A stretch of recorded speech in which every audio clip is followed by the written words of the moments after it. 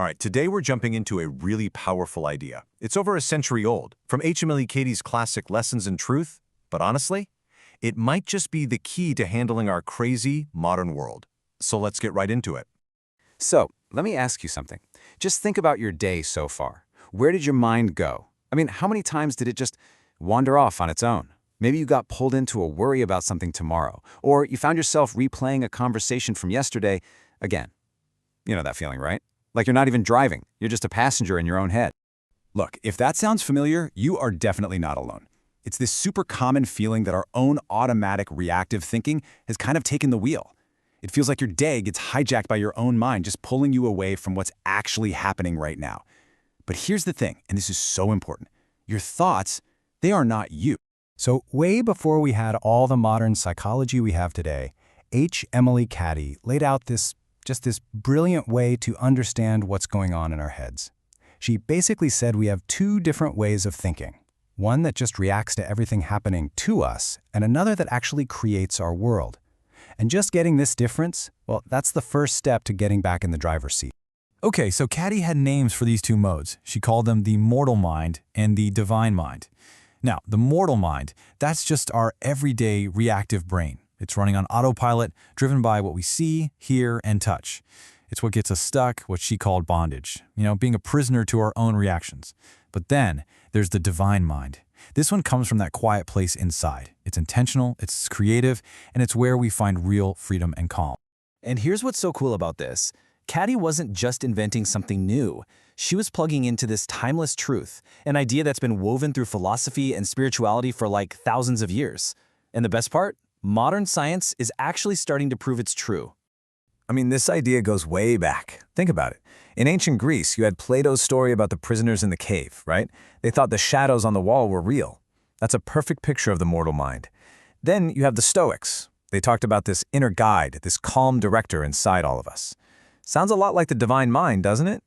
And fast forward to today. Modern psychology actually has a term for this, the observing self. That's the part of you that can just notice your thoughts without getting tangled up in them.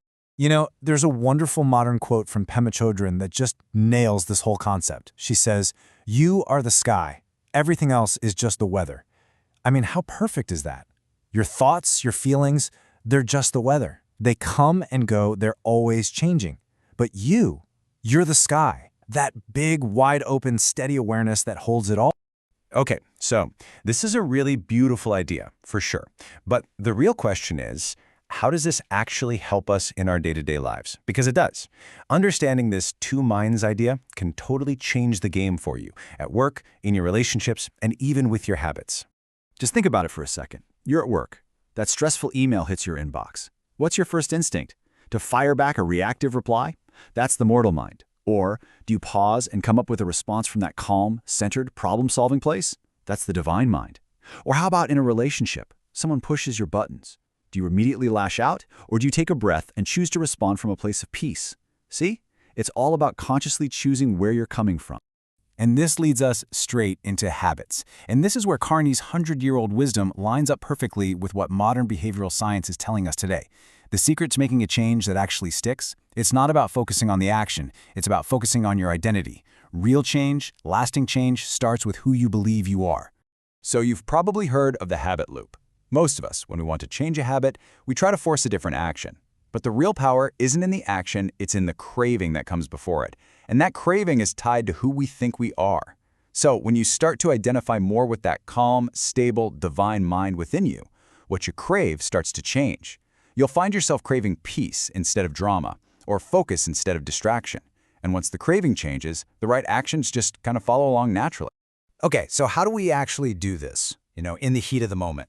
I'm going to give you a super simple 4-step practice you can use anytime, anywhere, when you feel yourself getting caught up in that reactive mortal mind. It's just 4 easy steps. First step, just pause. Stop whatever you're doing and take one good deep breath. That's it. Second, notice.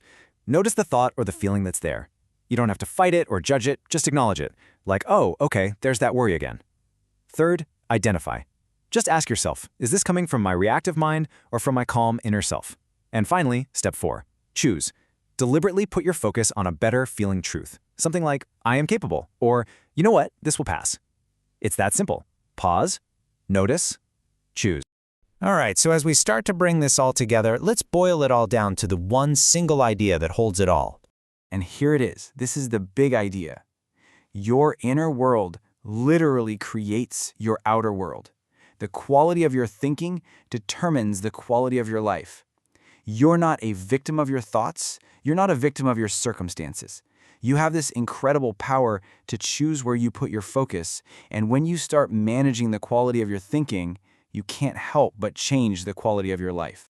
So, that really leaves us with one final empowering question.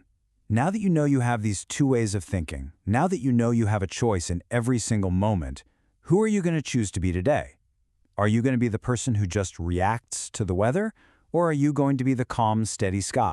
Hey, thank you so much for spending this time with me. I really hope you'll try out that 4-step thinking reset today. Seriously, even just once.